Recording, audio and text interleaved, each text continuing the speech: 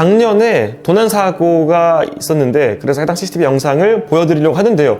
그 전에 제가 마술을 시작한 지는 20년 넘었고요. 마술계에서 마술사들을 대상으로 저작권 같은 것을 팔아서 수익을 번 지는 15년 가까이 되었습니다. 그러면서 저도 저만의 고충이 있을 거 아니에요. 그래서 현재 패러다임이라는 마술샵을 운영하는 입장에서의 고난, 고충을 좀 이야기해 보도록 하겠습니다. 우선 온라인 샵 이야기를 해보자면은 사실 가장 큰 건 마술 도구에 관련된 문의인데 이건 아마 모든 마술샵 사장님이 가지고 있는 어떤 딜레마 같은 건데 어디까지가 소비자의 알 권리고 어디까지가 지켜져야 할 마술의 비밀입니까? 예를 들어서 여러분들이 관객한테 마술을 보여주는데 관객이 이거 같은 카드 2장 쓰는 거 아니에요? 라고 물어본다면 실제 그 마술에 같은 카드 2장이 사용된다고 해도 아니라고 해야겠죠.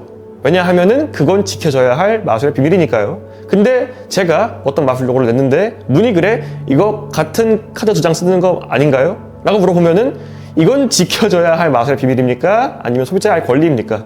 현재 지금까지 전반적인 마술샵의 시스 상태를 제가 알고 있습니다. 왜냐하면은 그 샵의 사장님이 다 저랑 친하기 때문에 가끔씩은 그런 거 가지고 이야기를 나누는데 답변은 웬만해서는 둘 중 하나입니다. 첫 번째는 아닙니다. 두 번째는 마술의 해법상 말씀드릴 수가 없습니다. 이 두 가지인데 웃긴 게 뭔지 아세요? 만약 물어본 것이 마술의 해법이 아닐 때는 아니라고 답변하지만 만약 맞을 때는 마술의 해법상 말씀을 드릴 수가 없습니다. 라고 답변 남깁니다. 우리가 마술을 파는 입장에서 그거 말씀하신 거 해법 맞아요. 라고 말을 할 수가 없잖아요. 현실적으로. 자, 그럼 다시 돌아와서 예를 들어서 이 마술은 뒤에서 봐도 되나요? 혹은 도구가 사용되나요? 라는 질문은 마술의 해법을 깊게 건들지 않는 선에서 어느 정도 마술샵에서도 답변을 드릴 수가 있는 질문들입니다. 그리고 합리적이죠. 왜냐하면 소비자 입장에서 둘러싸인 상태에서 마술을 해야 할 때 할 수 있는 도구를 구매하고 싶어요. 그러면 이 마술은 뒤에서 봐도 됩니까? 라는 질문을 남길 수가 있고요. 관객한테 빌린 카드를 사용해야만 하는 상황에서 마술을 해야 한다면 혹시 도구가 사용되나요? 라는 질문은 꼭 필요한 질문일 수도 있다고 생각이 듭니다. 하지만 특정 기법을 언급하면서 그게 사용되나요? 라고 물어본다면 그건 굉장히 문제가 복잡해집니다.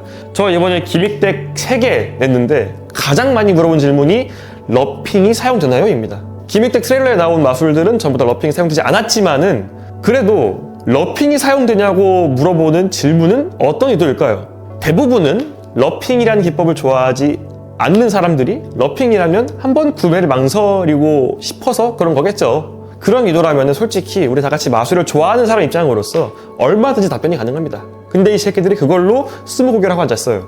러핑 사용되나요? 아니요. 쇼카드 사용되나요? 아니요. 두플리케이트 사용되나요? 아니요. 스티키 사용되나요? 아니요. 듀얼리티 마술의 특성상 해법은 어느 정도 한정돼 있을 수밖에 없어요. 예를 들어서 제가 주사를 굴렸습니다. 숫자가 나왔어요. 근데 숫자는 비밀입니다. 근데 여러분들이 저한테 1인가요? 아니요. 2인가요? 아니요. 3인가요? 아니요. 4인가요? 아니요. 5인가요? 아니요. 6인가요? 제 주사의 특성상 알려드릴 수가 없습니다. 그러면 제 주사 6인 거 누가 몰라요? 그러니까 이게 하나의 딜레마인 거예요. 상대가 진정 어떤 마술도구를 구매하고 싶어서 진심으로 물어보는 질문인 건지 아니면 그냥 해법을 알아내려고 물어보는 질문인 건지 그 사람의 의도를 정확히 파악할 수가 없기 때문에 굉장히 어려운 문제입니다. 지금까지는 솔직히 제가 현재 마술계에 가지고 있는 입지상 처음 시작하시는 분들이 제 샵에 와서 물건을 구매하는 경우는 거의 드뭅니다. 보통 2, 3년 이상이거나 진짜 고인물들 대상으로 나온 도구들이 많기 때문에 저한테 질문을 주시는 분들은 서로 해법을 안다는 가정하에 그냥 해법 오픈해버리고 시원하게 답변해주는 편이었는데 이게 점점 사람들이 스무고개를 해버리니까 지금부터는 질문의 마술 기법에 대한 내용이 있으면은 그게 맞든 아니든 그냥 일관되게 마술의 해법상 답변 드릴 수가 없습니다 라고 말을 할까 고민 중이기도 합니다. 소비자의 알 권리와 마술의 비밀이 만나는 그 지점이 사람마다 다르기 때문에 생기는 문제라고 생각을 합니다. 작년에 있었던 도난사고에 대해서 이야기를 해보고 싶은데 들어가기 앞서서 제가 여러 마술 사장님이랑 다 친하기 때문에 예전부터 많이 이야기를 나눴는데 역사적으로 대부분의 오프라인 마술샵에서는 도난사고가 솔직히 없을 수가 없습니다. 다만 그걸 밖으로 말하는 순간 샵의 이미지가 실추되기 때문에 굳이 다들 이야기를 안 하고 있는 건데 여러분들이 이름을 한 번이라도 들어본 마술샵이라면은 도난사고가 한 번씩은 다 일어났을 겁니다. 그리고 저도 사실 제 샵에서 일어날 줄은 알았어요. 근데 오히려 저희 샵에서는 제 예상보다 많이 안 일어나서 약간 좀 신기하긴 한데 작년에 딱 한 번 있었습니다. 우선 CCTV 영상을 보여드리도록 하겠습니다. 한 사람이 다른 사람의 가방 안에서 카드 한 대를 꺼낸 다음에 잠시 밖에 꺼내두었다가 본인 가방에 넣어서 가져갑니다. 나중에 도난을 맞은 아이가 저한테 와서 카드가 없어졌다고 했고, 우선 제가 도난 맞은 카드보다 더 레어한 카드를 선물로 줬습니다. 그리고 나서 CCTV를 돌려받고 저 장면을 보게 된 건데 어떻게 할까 고민을 많이 했어요. 솔직히 이야기해서 그럴 수 있다고 생각합니다. 사람이 살다 보면은 욕심이 생기고 저렇게 잘못된 선택을 할 수 있어요.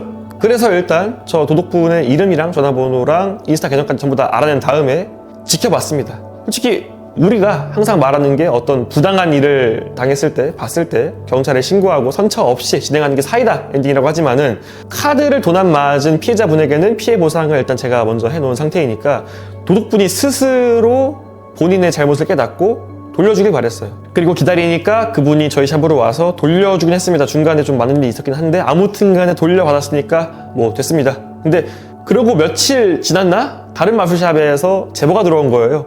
도난 사고가 있었는데 훔치는 과정이 저희 패러다임에서 일어난 거랑 거의 비슷한 거예요. 이게 범죄 심리학에서 배운 건데 어떤 범죄에 한 번 성공하면은 인지적 고착이 빠져가지고 그 성공한 방식의 범죄 수법을 계속해서 사용하는데요. 그래서 다른 샵에서 도난 사고 이야기를 듣자마자 떠올랐죠. 아, 그 아이구나 해서 보니까 맞았습니다.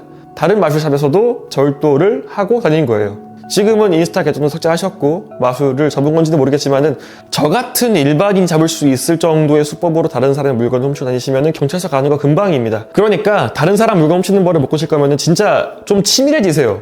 너무 허술해요. 경찰도 속일 정도로 치밀하게 준비를 하던가 아니면 지금쯤 과오를 씻고 올바르게 살고 있길 바랍니다. 다시 한번 말씀드리지만은 실수는 누구나 다 할 수 있으니까 앞으로 잘하면 됩니다.